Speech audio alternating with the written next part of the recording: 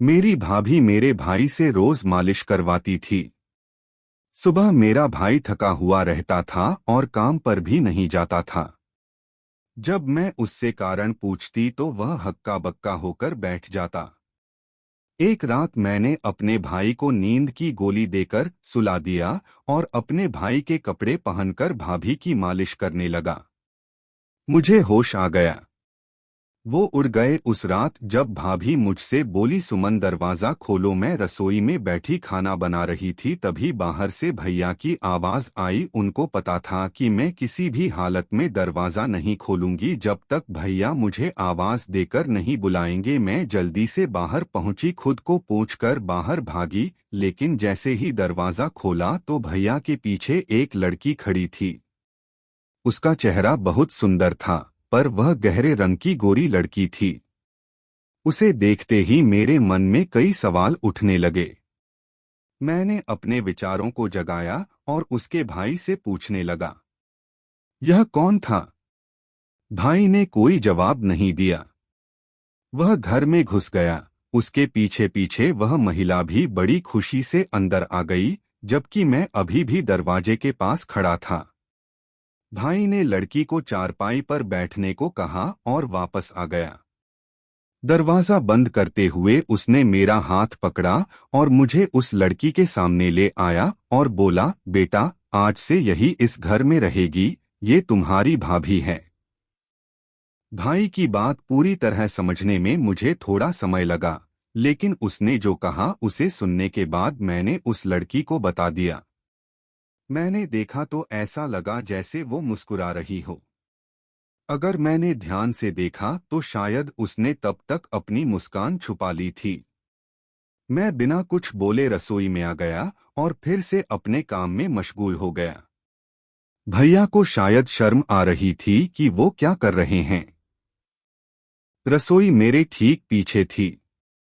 मैं आने लगा पर लड़की ने उसका हाथ पकड़ लिया और बोली, अमन बच्ची है, वो समझ जाएगी, तुम वहीं बैठो। मुझे रसोई तक आती हुई आवाज सुनाई दे रही थी। ऊपर खिड़की से भी सब दिख रहा था।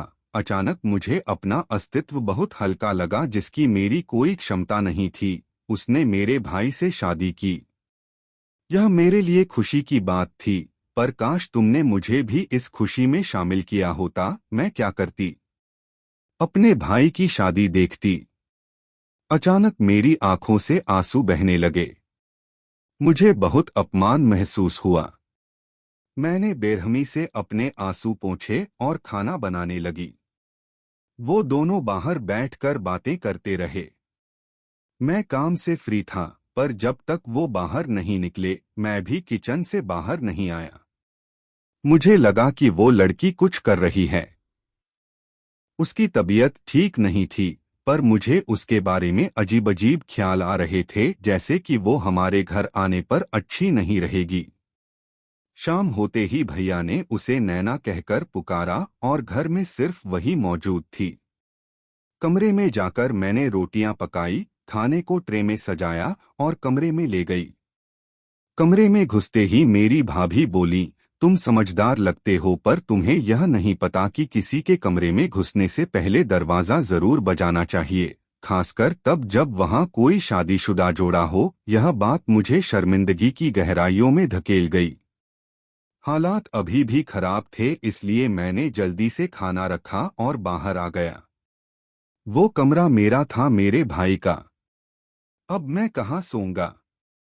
मैंने जीर्ण कमरे को देखा और सोचा कि सुबह यहीं ठीक कर दूंगा। मैं यहीं सो जाऊंगा, पर रात होने वाली थी। जल्दी ही भाई बाहर आया और मुझसे पूछा कि मैं कहाँ सोऊंगा, पर उसने कोई ध्यान नहीं दिया। उसने पूछा कि मैं कहाँ सोऊंगा। मैंने बंधु की ओर इशारा करते हुए कहा कि रात यहीं बिताएंगे और सुबह कमरा मेरा अपना होगा। मैं उसे काबिल बना दूंगी, और वह चुप हो गया। उसकी भी मजबूरी थी, जो मैं समझ गया कि अभी घर में रहते हुए मुझे हर काम में समझौता करना पड़ेगा। इसलिए बेहतर है कि अभी से मन बना लिया जाए और अपने और दूसरों के बारे में सोचा जाए। मैं इसे मुश्किल नहीं बनाना चाहता था, मैंने रसोई समेटी और बरामदे में बिस्तर बिछाया और वहीं लेट गया। मैं समझ गया था, पर फिर मैं नहीं चाहता था। शायद ऐसा नहीं होता। अगर नैना के लहजे में मेरे लिए थोड़ी भी चिंता होती तो मैं सब समझ जाता। वो हंसकर बर्दाश्त कर सकती थी, पर वो मुझ पर हुक्म चला रही थी, हर पल मुझे नीचा दिखा रही थी। इसीलिए मेरा दिल इतना थक गया था, रो रहा था। पता नहीं रात को देर से सोने की वजह से कब नींद आ गई। सुबह मेरी आंख भी देर से खुली। मैं जल्दी से उठा तो देखा कि मेरा भाई काम पर गया हुआ है और उसका नाश्ता तैयार नहीं था। मैं जल्दी से उठा और कमरे की तरफ देखा तो कमरा बंद था। शायद वह अभी भी सो रहा होगा। यह सोचकर मैंने जल्दी से ट्रे में नाश्ता तैयार किया, उसे रखा और कमरे का दरवाजा बजाया। कुछ देर बाद दरवाजा खुला और भैया सामने थे। भाभी ने बड़ा सा मुंह बनाया और कुछ बुदबुदाया, लेकिन भैया ने नाश्ते की ट्रे पकड़कर मुझे धन्यवाद दिया। भाभी अभी भी मुंह झुकाए बैठी थीं। मैंने भैया से पूछा कि काम पर नहीं है। जाओ, मैं भैया से बात कर रहा था। भाभी बिस्तर से उछलकर मेरे भैया के ठीक सामने खड़ी हो गईं। मैं अचानक डर गई। उसने शक्ति से कहा, अब तुम्हारे भाई की शादी हो गई है, उसके आने जाने का ख्याल रखने वाला आ गया है। इसलिए उन बातों पर ध्यान देकर खुद को कमजोर मत करो और सिर्फ वही काम करो जो तुम्हारे जिम्मे है।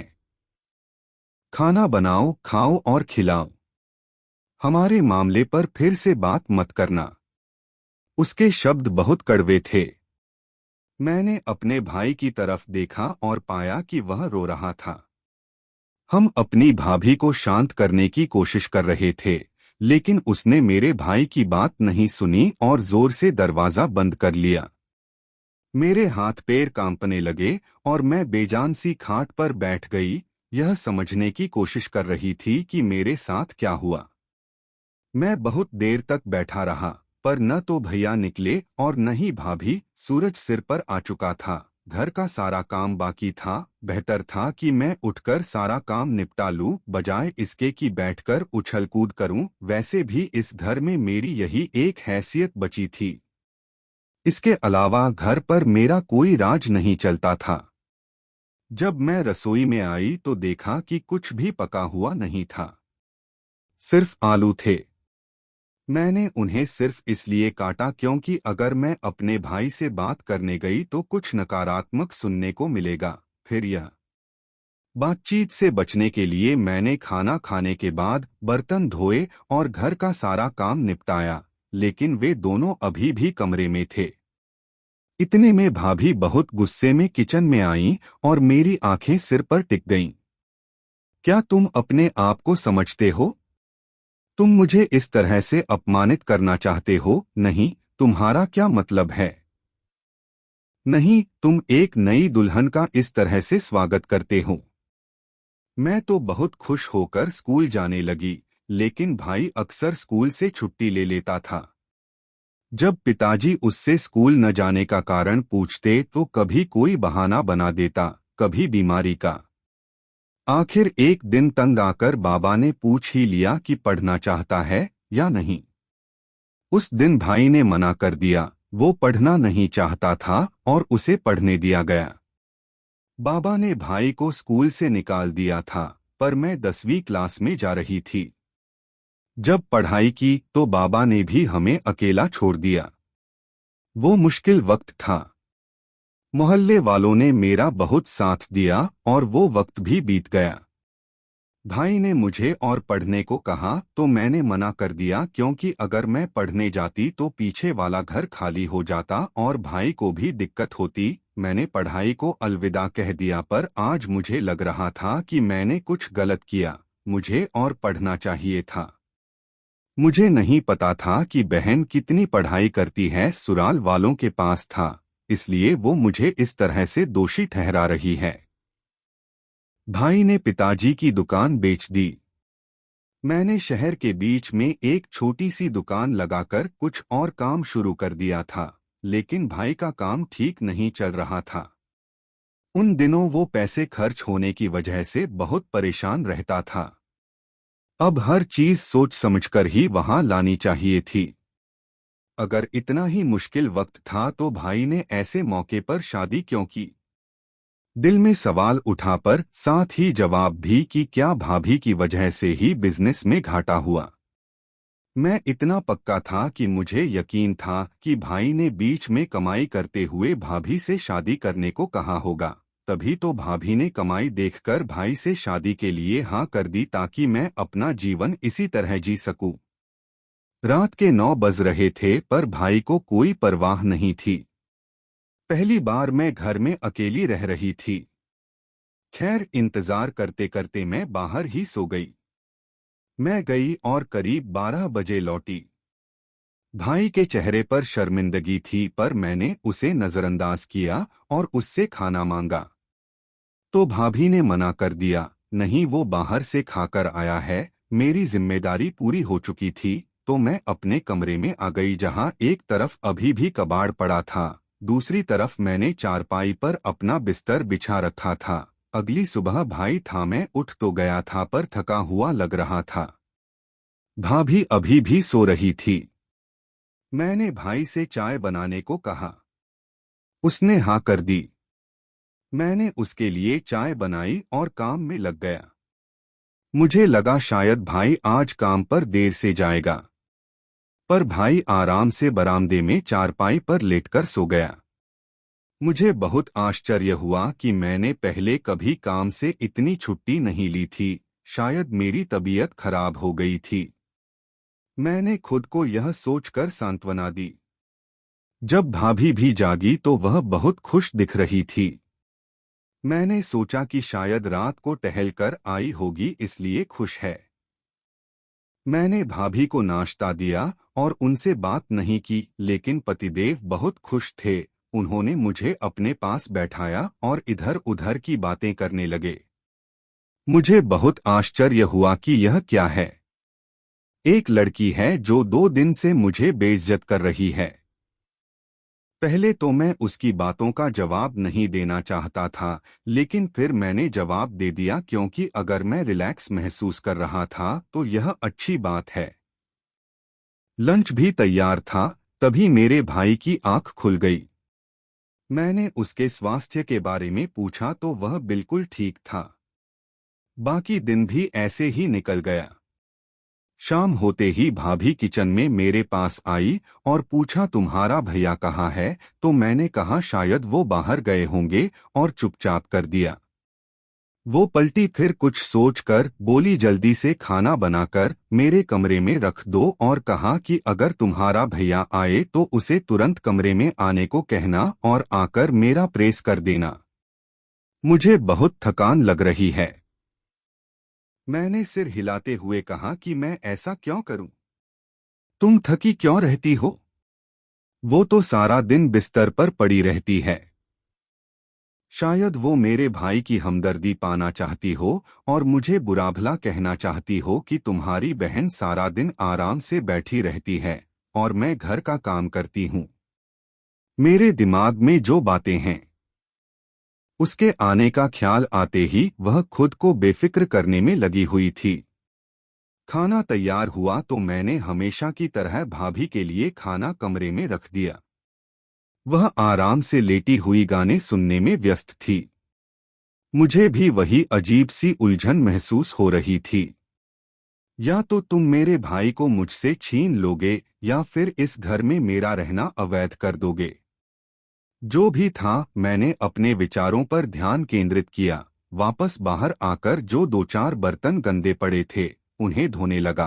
तभी मेरे भाई ने दरवाजा खटखटाया और अपना नाम भी बताया। मैंने उसे बताया तो दौड़कर दरवाजा खोला और उसने जेब से कुछ पैसे निकाले और मेरी हथेली पर रखते हुए कहा, भाभी को मत बताना बेटा, यही जिंदगी है, अब तुम्हें सब्र रखना होगा। मेरी आंखों से आंसू बह रहे थे। भैया ने मेरे सर पर हाथ रखा और कमरे में चले गए। मैं अंदर गया। मैंने उन्हें भाभी का संदेश दिया था। उसके बाद भैया कमरे से बाहर नहीं आए।